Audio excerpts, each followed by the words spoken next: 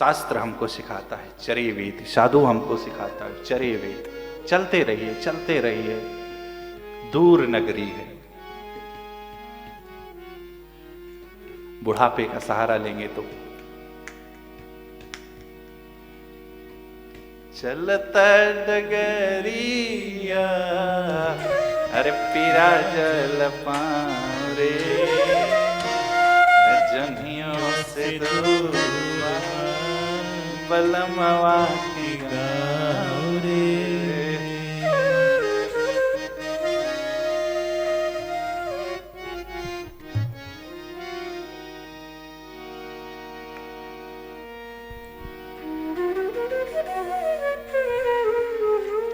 तो अर्जुन और दुर्योधन दोनों प्रभु श्री कृष्ण के पास गए थे मदद मांगने। अब देखिए जो बात आई थी ना, गूगल चतुर है, बुद्धिमान नहीं है। युवाओं, स्थान एक है, व्यक्ति एक है। यदि प्रभु को व्यक्ति लीला अवतार में देखे तो व्यक्ति एक है, मांगने वाले दो। प्रभु ने कहा कि भाई देखिए, एक तो सबसे पहले मैंने अर्जुन को देखा, तो जिसको मैं पहले देखूंगा, धर्म कहता है उसको उसकी बात पहले सुननी चाहिए। दूसरा, अर्जुन छोटे हैं, दुर्योधन आप बड़े हो, शास्त्र कहता है कि पहले छोटे की बात सुनना चाहिए, बड़े की बात। मांगिए, क्या मांगना चाहते हैं आप? बताया। यद्यपि भगवान ने ही तो संधि करा करके संधि करने के लिए भेजा था, सारी रचना जरूर रच रखी थी, लेकिन तभी भी दर्शन कीजिए, चतुर और बुद्धिमान में अंतर का दर्शन कीजिए। यहां दुर्योधन चतुर बहुत है। ये चतुराई एक दिन हमको आपको ले डूबेगी, हमको आपको अपने लक्ष्य से वंचित कर देगी। अर्जुन क्या है? निर्मल है। जैसे मां गंगा निर्मल बह रही है, सहज बह रही है, उनका लक्ष्य क्या है? समुद्र में जाकर विलय हो जाना, मिल जाना। और एक बड़ी बात आप सोचेंगे, मां के बहने के रास्ते में चट्टानों की पूरी श्रृंखला आती है, लेकिन वो उनको चीरते फाड़ते जाकर के समुद्र में जाकर विलय हो जाती है। और चीरने फाड़ने का अर्थ ये नहीं है कि वो पत्थर को फाड़ देती है, पत्थर के किनारे से एक अपना रास्ता निकाल करके निकल जाती है। वैसे हमारे युवा भाई बहन, हमारे आपके जीवन में लक्ष्य प्राप्ति करके लिए इन सब समस्याएं आएंगी, प्रतिदिन आएंगी, निश्चित आएंगी, बड़ी आएंगी, छोटी आएंगी, लेकिन हमको आपको उलझना नहीं है। उसको सुलझाते हुए, किनारा लगाते हुए अपने लक्ष्य की ओर हमारा ध्यान होना चाहिए। हमें हमारा लक्ष्य दिखना चाहिए। ये सब बात सत्संग में होगी, ये गूगल नहीं सिखाएगा। आइए कुछ बैठते हैं हम आप, कहीं भी बैठिए, अपने इनर सेल्फ को, अपनी एनर्जी को एक्सप्लोर कीजिए, अपनी एनर्जी को बढ़ाइए, चर्चा कीजिए।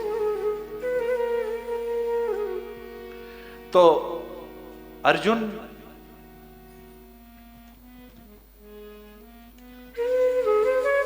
कहा, प्रभु ने कहा देखिए भाई, आपका ये तो पहली बात तो ये पारिवारिक झगड़ा है, इसमें मैं तो हिस्सा नहीं ले सकता।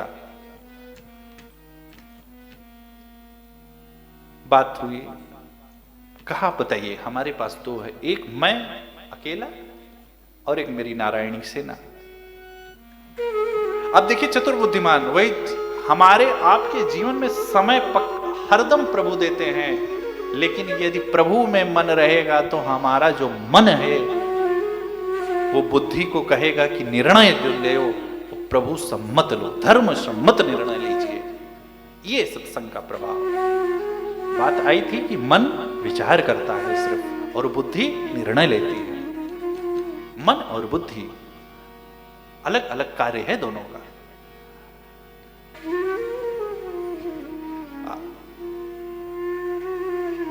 दुर्योधन सोचा कि जब प्रभु कह रहे हैं कि हम कोई अस्त्र ही नहीं उठाएंगे, और प्रभु कह रहे हैं कि हम युद्ध में भाग भी नहीं लेंगे, तब प्रभु का क्या काम है?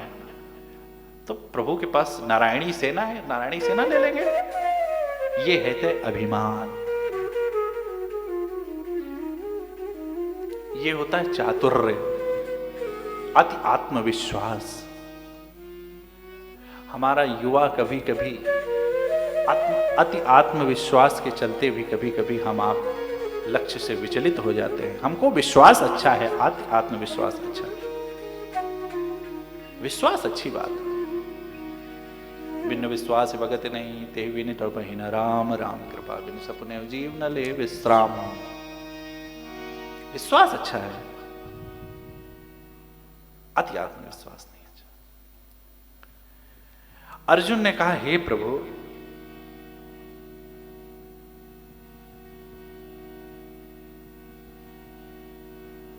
नारायणी सेना लेके हम क्या करेंगे? हमको तो आप चाहिए। तुम हमारे हो प्रभु जी, अरे हम तुम्हारे हैं, तुम हमारे ही रहोगे। ओ मेरे प्रियतम, तुम हमारे हो प्रभु जी, अरे हम तुम्हारे हैं, तुम हमारे ही रहोगे। ओ मेरे प्रियतम। संबंध स्थापित कर लीजिए प्रभु से। कोई भी संबंध, कोई भी संबंध जो आपको रुचे या जो आपको वो रुचवाना चाहते हैं, जो आपको जनाना चाहते हैं, वो संबंध स्थापित कर। देखिए, संबंध में यद्यपि संबंध, जब हम आप किसी से संबंध कर लेते हैं तो सबसे प्रथम यदि हमें किसी चीज की प्राप्ति होती है तो वो क्या होती है? अधिकार।